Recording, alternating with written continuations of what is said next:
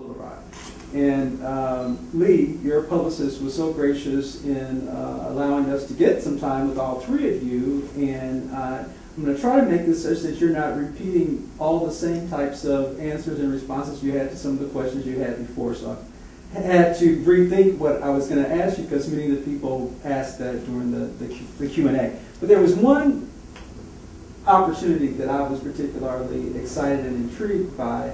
One was the reference to March being now part of the curriculum at least two universities that we know that were cited, Marquette, Jesuit University in Milwaukee, and then Michigan State was the other. Mm-hmm. More about your thoughts and vision for how the book can really be used as a teaching tool in not only schools but in colleges, particularly one like UALR that is embedded here in the South in a civil rights history and legacy, as you well know. What would you see would be the possibilities for, if we were interested in doing that or other universities were interested in it, how would you see it actually working? Well, I think that as we look at schools and how they use civil rights education, sometimes we look at it as history. Mm-hmm. And I think what we're trying to do in March is use it as an example of what people can use today. So that there's as much forward-looking direction as there is backward-looking recounting of history. So hopefully, and this actually draws inspiration from the Fellowship of Reconciliation's original tour throughout the South with the Martin Luther King and the Montgomery story comic. Jim Lawson and others who were field secretaries went around giving workshops on nonviolence and then gave them comic books to take with them to read and to pass around, so that you would have one person who could explain the fundamentals that they've been taught in the workshop, and then they would be able to educate other people. And so if possible, it would be great if we can incorporate nonviolence training into an education curriculum, which doesn't happen anywhere, just about. You're starting to see it with March, and that's really the first time we've looked at it as something different than something that happened in the past. Instead, it's something that we can do in our future. Very good. You thoughts about that? No, I couldn't say it any better. Yeah. You talked, Congressman, about there seemingly being a lack of fight or fire among the younger generation needing to make more noise. Clearly, when you got involved in the civil rights movement, and you're still, of course, as the youngest of the Big Six, what type of generational struggles, if you will, did you come across in terms of not only maybe your personal philosophy and approach, but how was your fire and passion of a 19, 20, 21-year-old not only embraced or in any way diminished by just your age at that time? Back in the 1960s, I think the great majority of young people, young African Americans, had been inspired by Martin Luther King Jr. and Rosa Parks. We were ready. We had been inspired by the Little Rock Nine. We were ready. The climate, the environment. So our struggle was not just a revolt against segregation and racial discrimination, but it was also a revolt against part of our leadership. We wanted to go. When I spoke at the March on Washington, I said, you tell us to wait. You tell us to be patient. We cannot wait. We cannot be patient. We want our freedom, and we want it now. At the same time, you had all these students, all these young people, young men and young women, coming from Africa to study at the colleges and universities. And these young people would joke with us and said, the whole of Africa will be free, and we cannot get a hamburger and a Coke at a lunch counter. NACP had a slogan saying, free by 63. And we saw the changes. We saw these young diplomats come in to visit President Kennedy at the White House, speaking at the United Nations, men and women of color. So we had to do something. we had to start sitting in. Then we had uncles coming back from the Korean conflict, from World War II, all these black men, soldiers, and we were going to school and studying freedom and independence. And then some of that freedom was not here. So we were ready to push and pull, and we got out there. And I think many of the leaders thought that we were pushing a little too fast, but they couldn't stop us. I remember having a conversation with Thurgood Marshall after the Freedom Run. After we got out of jail, and he kept saying, "John, you don't continue. You don't need to continue to get on those buses, going on to Mississippi, getting arrested and jailed and beaten. Just give us one case, and we will go to the United States Supreme Court." I said, "Mr. Marshall, we appreciate all of the great work that you and the lawyers are doing, but we're trying to create a mass movement." And that's exactly what we did. The sit-ins, the Freedom Ride, Mississippi Summer. That's what Dr. King was all about. You talked, Nate, about you have a young child. Is it your only child? Yes. Okay. And you haven't started your family yet, although your parents are probably looking forward to that. As you think about the book, March, and you think about your son's generation, this up-and-coming generation, what type of not only values around service, around equal and human rights, but using a medium as the book and other tools to be able to speak to that generation? Well, I guess that has a couple of levels. Part of it is that for 10 years now, I've lived in the Midwest, and I've only identified more and more strongly as a Southerner on a personal and emotional level during that time. Mm-hmm.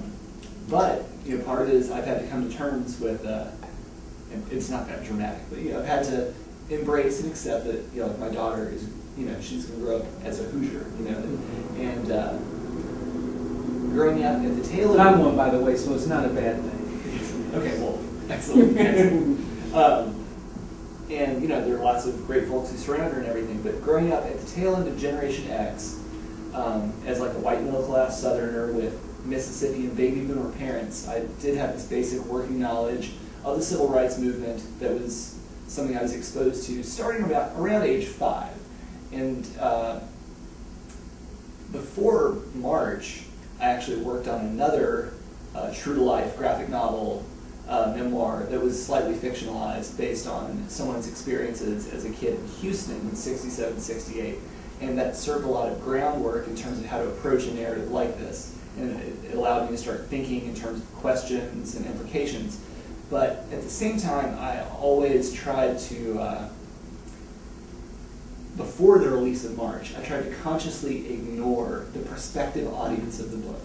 There was this part of me still drawing and writing my own weirdo narratives and stuff that felt that was doing a disservice to the narrative I was producing. And as soon as the book was launched and I realized not just the magnitude and the scope of the narrative, but also finally the generational gulf, the gap was made apparent to me in a way where I was like, oh wow, I have completely ignored what 15, 20, 25 years difference can do. Mm-hmm. I don't, and particularly in certain things within the script that I was taking for granted. For example, abbreviated sections on Rosa Parks and on in your teenage years, what led up to your first meeting with Dr. King, etc. There were moments early in the penciling stages where I questioned if some of these things were over-explanatory or whatever, and then the book was done and printed, and very quickly I realized that exactly the opposite was true, and it allowed me to really understand the passage of time and these generational shifts in a whole new way. My daughter is she's not old enough to read yet, but she's on the cusp of it. She's a pretty advanced reader for a toddler, and she gets it. So it's going to be very interesting to see what the next year is going to hold, and especially it's illuminating the sort of the joyous burden, the responsibility as a parent to make sure that what can be lost in the passage of 20 years is not lost. I think my older brother was born in 72, and I think a lot in the process of doing March that, you know, like 4 years before he was born, 10 years before I was born, that's when the news footage that I've spent so much time watching throughout my life of you know, of Black American citizens being beaten in broad daylight by uniformed government employees with no recourse was happening 4 years before my brother's birth. And so when I think about, you know, it's 2014 now, it's easy to jump back to 2010 to 2004. That's nothing. That's a blink of the eye. So there's this tension between, you know, certain elements of the story of this mass movement really does seem like lifetimes ago, but a much larger part of it is just shocking at how recent it was, how quickly we collectively forget the implications of these actions. That reminds me of, in addition to being a Hoosier, Indiana born and raised, and when I was coming here, people kept saying to me, wow, you're going to really be dealing with Southern racism. That's like it's a whole new, different type of animal. Congressman, with you growing up in Alabama and serving in Congress as a representative from Georgia, and even with you, Andrew, does it matter now where we live in this country in terms of what our experience is relative to race relations, and racism? Is there a thing that we still come to know as a Southern racism versus a Northern racism, or is it just racism? Well, I think in so many ways and so many different levels, racism is racism. But I think in the American South, in spite of the problems, the difficulties, there's a connection. There is something that brings white Southerners and African American Southerners together. There's a sense of belonging, that we all spring from something. And it's that connection. And that's good. But in the end, and as we continue to make progress, people are getting to communicate better. It's with the children. In my own district in Georgia, but when I go back and visit schools in Alabama, you see these innocent little children. They're Black, they're white, they're Latinos, they're Asian American, all they're Asian, and they're buddies. And I'm not talking about just football players or baseball players or basketball players, just these children. It's the only thing they know. And they don't see the signs that many Black and white Southerners will. And they, what is that all about? This is my buddy, this is my classmate. And they want to help make the South and America a better place. And it's very encouraging, very hopeful. I went back a few months ago to the community where I grew up. Went back to a school where I passed by every single day, going to high school, going to middle school, and I couldn't attend the elementary school. Couldn't attend the middle school, the high school. You go back there now, it's the essence of the beloved community. I told these children, I said, Dr. King would be very proud of you. See Black and white parents, to see principals and teachers all working together there, coming up and thanking me. They look at me like I'm some hero that left and went away and did good. And I go back there sometime and I cry. The way they take me in and call me down. I remember in one community, in the little town of Troy, it's a little grocery store, not a grocery store, but a drugstore, opened the same year that I was born, 1940, 74 years ago. growing up there and visiting the little town, I can go in there, get an ice cream cone, and sit at the counter. One day, years ago, I was there, and a young woman invited me to come in and have lunch with her. That may not seem like something major, but it was major for me, and I think it was major for him. Andrew, maybe talk about what you see happening with the next two books within the trilogy. You said the release dates are when? January of 2015 for book 2, and then sometime around July of 2016. Okay. If you were to weave the three together to make a composite story and message, what would that be? You must be hopeful. You must be optimistic that you're going to face some unbelievable challenges. And the measure of success is your ability to pick yourself up after you get knocked down facing them. I think over and over and over again, there were moments where, even on the journey of making March, right, where it could have all fallen apart, which is so small in compared to what they really did back then. I think once we had a publisher who said no, and I said, okay, we'll find somebody else, right? And when you look at what John Lewis went through, what the young people of SNCC went through,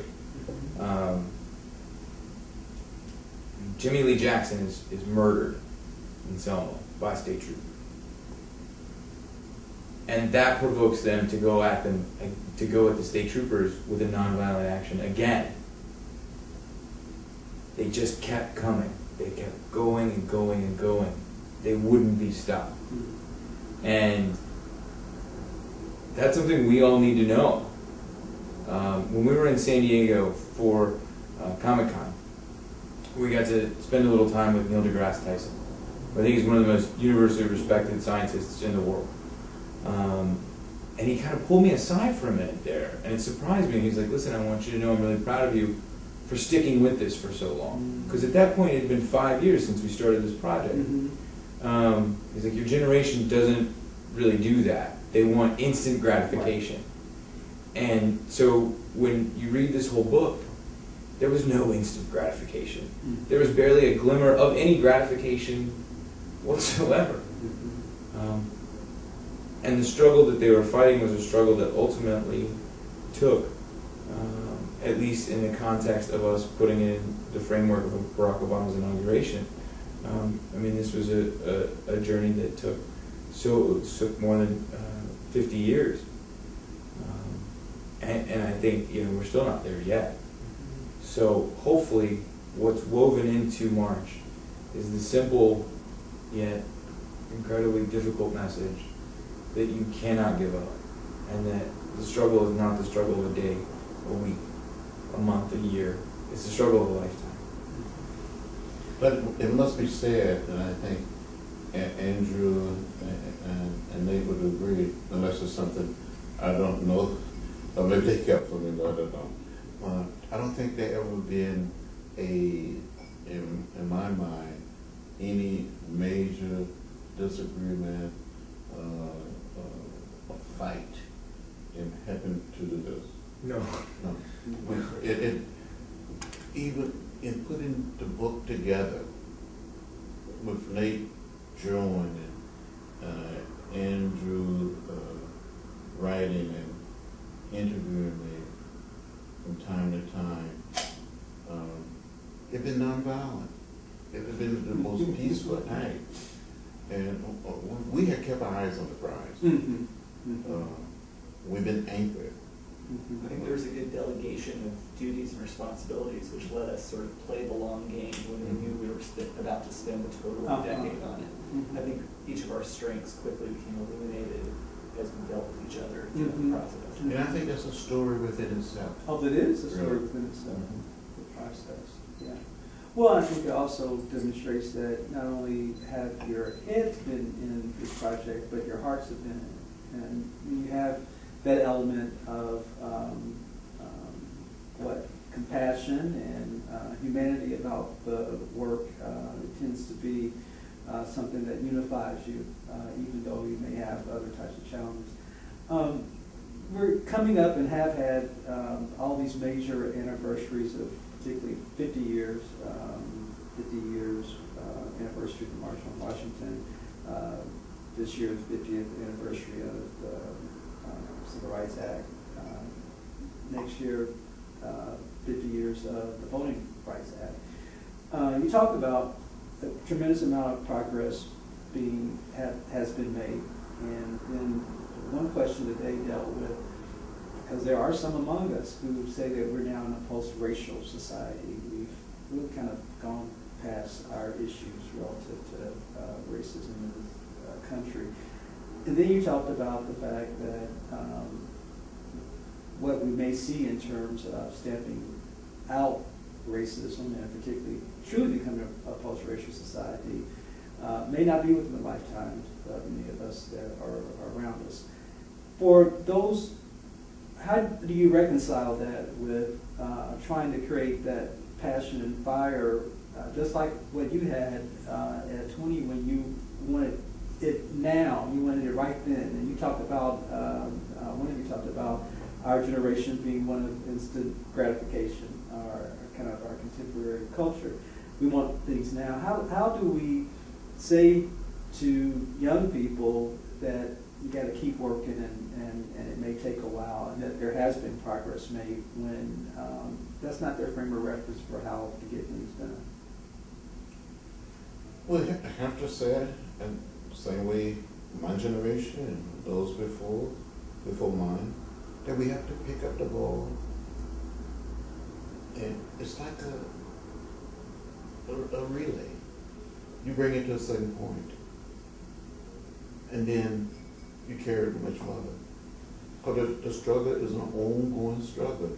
Not just for, as Andrew said, for a day, a few weeks, a few months, a few years. It's a struggle of a lifetime. But we all, each one of us, all of us, can play a role, can play our part, and play it so well. But we have to be realistic. And so we're not there. We're on our way. We're pushing, we're pulling, but we will get there. Knowing that we will get there. Knowing in a sense that it's already done. We just have to actualize it. Make it real. And I believe that. I believe that. I believe in this idea of the spirit of history that cannot be stopped, cannot be put in a bottle at the top. It's going to happen, but you have to be involved in making it happen. It's like planting a tree and seeing this tree grow up and continue to grow. And from that tree, in that tree, you see a desk, you see a table, you see part of a house. So just keep working, keep believing, keep hoping. It'll work. How important is it that we look at our country, and we also cited Congress and a lot of times folks in leadership roles, unfortunately being maybe more part of the problem than a solution. As we talk about converting more people to the idea of change and truly moving to being a multicultural and democratic country that we say that we are, how important is it that white males, particularly, who in this country still hold the greatest amount of power and influence, become champions of this type of work and the message that is communicated in the book? I guess I would like to speak to this from a subcultural standpoint, because there are some arcs that I think are relevant in my personal experiences. I've been thinking about this a lot. yeah, in terms of skin privilege and cultural privilege, Mm-hmm. and especially, I mean, even from the way well-intended, white neoliberalism champions certain things and excludes others, and yet finding a way to move past that whole stuttering point. Growing up here in Little Rock in the 1990s, to condense this, I feel like I had an awakening of my social conscience with a powerful mix in the 7th grade of sort of the politics and the lyrics of thrash metal and X-Men comics. I feel like that was my first real exposure to a great metaphor for racism, sexism, homophobia, xenophobia. And a year or so later, I became exposed to sort of the punk rock underground and a lot of not just the creative aspects, but the community building aspects, just with teenagers trying to get stuff done for themselves, and then that grew into doing stuff for the community, doing Food Not Bombs, Cop Watch. But throughout the 1990s, big undercurrent, big topic of conversation within the punk subculture throughout North America had to do with privilege, whether it was related to gender, to race, to national identity, etc. There were a lot of conversations that I feel very, very fortunate to have been exposed to between the ages of 15 and 21 that really crystallized a lot of my means of speaking about it and thinking about it. A lot of time has gone since then, but I still feel very connected to the punk rock subculture, but in reality, I'm not. I am very deeply entrenched in this comic book community and subculture. And what's interesting is in the last year or two, I feel like it as a culture has finally begun to learn how to have a dialogue about race and gender, power dynamics, harassment, oppression, just even within the realm of going to comic book conventions, or visibility and authorship and voice within comics, certain kinds of privilege. And some of it is, on a personal level, it'll be even kind of embarrassing because I'm like, come on, why are y'all are in your 30s and you're just now having this conversation? That's a certain kind of privilege that allows you to not have to talk about that. And it illuminates that at all levels throughout our lives, it's an incremental struggle basically to check this, and speaking, as a white male, to check where you're not recognizing that you accept certain levels of privilege, to not have an attitude about it, to listen. These are simple incremental things. So it's been encouraging to see that these conversations are happening even in what I consider to be an apolitical subcultural movement or community. Right. And at the same time, it is a little embarrassing because you're having this conversation with 40-year-old dudes. You're like, come on, I was talking about this when I was 15. Right. So I guess that's my piece on that from a smaller standpoint. Right. Andrew, any thoughts on that? Do you feel where you are ideologically, and given your exposure, not only to the congressman, but just what your reality is in terms of worldview, is it different by and large from other people in your generation, particularly your white friends, family members, or people you would see as your counterparts, so to speak? In many respects, I think there are two main things that drove that. One, my father was a Turkish immigrant. So I look at the immigration issue as a totally different entity than most people. Two, my father left when I was 3 years old. And my mother raised me by herself. Try being a single mother in Georgia in the 80s. I grew up watching a culture that systematically used many of the same devices that they used on racial minorities on women. Whether it was discouraging them from owning land, giving them a simple, tougher time when they go to the tax assessor's office, or what have you. I'll never forget my principal at one point asking my mother, what did she do wrong, why couldn't she keep a man? And so my social consciousness came out of just seeing people behave badly. Right. And feeling powerless as a 5, a 6, a 7-year-old And it was at that same time that, my father being gone, I really turned to comics. Because this was where you went to a world where there were people who stood up for you, who were stronger than you, but thought about you and would go back and fight for you. And my mother would tease me because she thought it developed in me this sort of hero mentality, where I was always bigger than everybody on the playground, so I would be the kid who would throw myself in front of the other kid who was getting beat up, because I could take it. And so as I look at that now, I mean, I don't think we're doing anything other than following our hearts. I don't think any of us see ourselves as doing anything more than trying to help out. But at the same time, I think by growing up in that way, it made me understand that if we don't all make a contribution, then nothing's going to change. And these people who have been taught that this is the way it is are going to continue to allow society to behave in that way, which is a little different than some of the ways it's looked at as an obligation or something. But you can't see your mother struggle that hard and not grow up to want to do something about it. I will say, bouncing off that, one of the things that's so powerful about the story of your peer group in particular, as young people, as people who are now 15 years younger than me, as college students moving through this massive movement, when you're talking about how can you not, it always struck me that it's not in speaking of privilege, it's not an issue of choosing whether or not to fight, whether or not to go about this struggle. It's something that has to happen by necessity. It's not a choice. And so one of the questions that I actually get a lot more often from people than I would like to is at signings.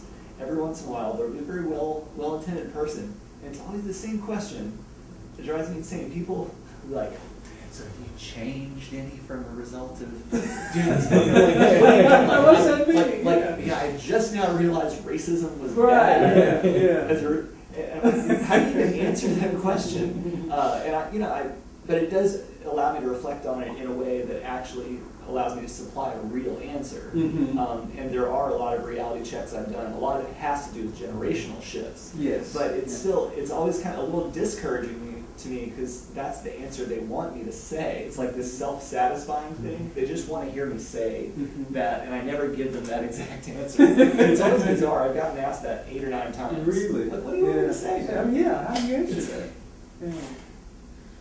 that? Congressman, you've done it all. What's next? I'm sure people ask you that question, but what is next for you? Well, I want to continue to serve in Congress for a few more years, and then maybe get out and do something else.